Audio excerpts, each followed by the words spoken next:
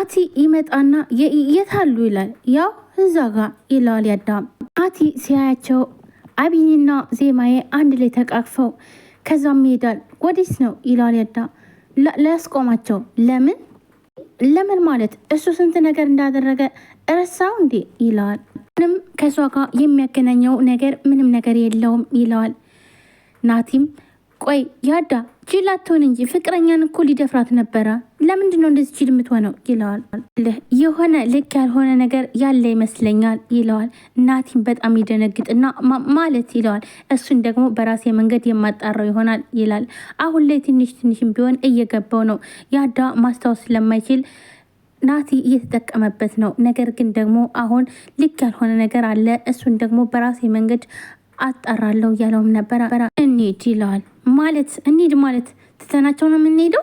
እና ታዲያ መቼም ይዘናቸው አንሄድም፣ ተዋቸው እነሱን፣ እኛ እንሂድ ይለዋል። ናቲም በጣም ይናደድና እኔ አልሄድም ሂድ አንተ ይለዋል። ቆይ አንተ ምን ልታደርግ ይለዋል። እሱ አይመለከትም፣ አንተ ግን ሂድ መሄድ ትችላለህ፣ እኔ ግን የማደርገውን አውቃለሁ ይላል።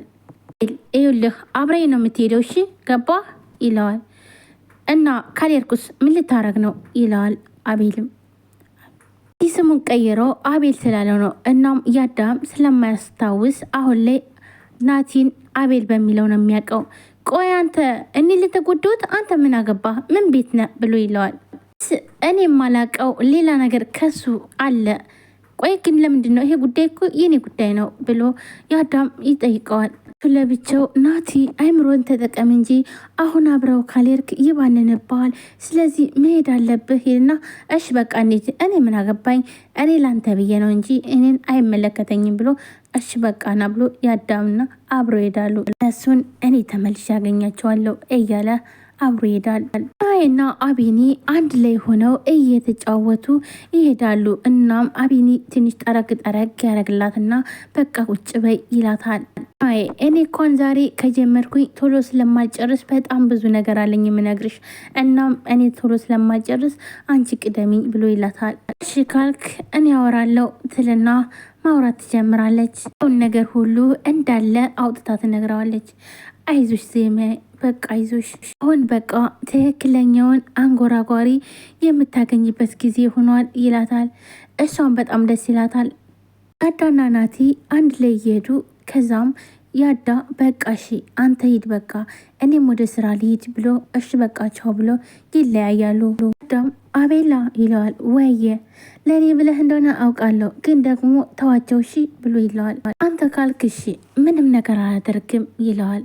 እሺ በኋላ እንደዋወላለን ይለዋል። አብሽሪ ይልና ቻው ተባብለው ይለያያሉ። ዜማዬና አቢኒ አንድ ላይ እያሉ ያለ ዝናቡ በጣም ይዘንባል። እናም ሻርፓን አንድ ላይ ለብሰው መንገድ ላይ ይሄዳሉ። ትንሽ ሻርፕ ነች ስስ እና እሷን ለሁለት ለብሱና መንገድ ላይ በዝናቡ ይሄዳሉ። በጣም ከባድ ዝናብ ነበር እና ቀስ ብሎ ነው ግን እየሄዱ ያሉት። ምክንያቱም ደግሞ ዝናቡ ምንም ትዝ አላላቸውም። ሁለታቸውም በፍቅር ቅልጥ ብለዋል። እናም የሆዳቸውን እያወሩ ቀጥታ ዝናቡ እየዘነበ ዝም ብለው ይሄዳሉ። ሰዎች ቶሎ እየሮጡ ይሄዳሉ። እነሱ ግን ደግሞ ቀስ ብለው ነበር የሚሄዱ። እናም አንዳንድ ሰዎች እየሮጡ እየቀደሟቸው ያን ዝናቡን ለመጠጋት ወይም ደግሞ ወደዚህ ቶሎ ሲሄዱ፣ እነሱ ግን ቀስ ብለው የሆዳቸውን እያወሩ ይሄዳሉ። ሰላም ውድና የተከበራችሁ የቻናል ቤተሰቦች እንዴት ናችሁ? ደህና ናችሁ? ሁሉ ሰላም ሰላማችሁ ብዝት ይበል። ለዚህ ቻናል አዲስ የሆናችሁ ሰብስክራይብ፣ ላይክ፣ ሼር በማድረግ ቤተሰቡ ነው። ቤተሰብ የሆናችሁም ከልብ ነው አመሰግነው። ውድ ቤተሰቦች ዛሬም በአዲስ ቪዲዮ መጥቻለሁ። ዜማዬ ቀጣይ ክፍል ከባለፈው የቀጠለ በጣም የሚያሳዝን ድራማ፣ የፍቅር ድራማ በቃ ፍቅር አለው የምትሉበት የዜማዬና እንዲሁም ደግሞ የአቢኒ ፍቅር በጣም ደስ ይላል። ነገር ግን ደግሞ በፍቅር መሀል ብዙ ፈተናዎች አሉና አሁን ላይ ደግሞ ናቲ በጣም እየረበሻቸው ነው። በተለይ ደግሞ አሁን ደግሞ ያዳ አሁን ላይ እያስታወሰ ነው ማለት ነው መስል ብቻ ልክ ያልሆነ ነገር አለ። እሱን ደግሞ በራሴ መንገድ አጣርቼ የምደርስበት ይሆናል ብሏል። እናም ናቲ በጣም ደነገጠ እንደዚህ ሲለው፣ ምክንያቱም ደግሞ ካስታወሰና ሁሉን ነገር ካወቀ ሁሉ ነገር ገደል ነው የሚገባበት። ስለዚህ ያለማስታወስ ተጠቅሞ ናቲ በጣም ብዙ ነገር እያደረገ ነው። በተለይ አቢኒና እንዲሁም ደግሞ ዜማ እንዳይገናኙ እንዲሁም አንድ ላይ እንዳይሆኑ ነው የሚፈልገው ማለት ነው። ነገር ግን ደግሞ አብረው ሆነው ቁመው ሲያያቸው የት ናቸው ብሎ ይሄዳል ማለት ነው። ሊያስቆማቸው የት ልትሄድ ነው ሲለው፣ ላስቆማቸው ነው ሲለው፣ ለምን ታስቆማቸዋለህ? ተዋቸው በቃ ለእኔ ብለህ ነው። ስለዚህ ተዋቸው፣ እኔ ነኝ አይደል የተጎዱት። ቆይ ባለ ጉዳይ እኮ እኔ ነኝ። ቆይ አንተ እንደዚህ የምትሆነው ለምንድን ነው ብሎ ይለዋል ማለት ነው።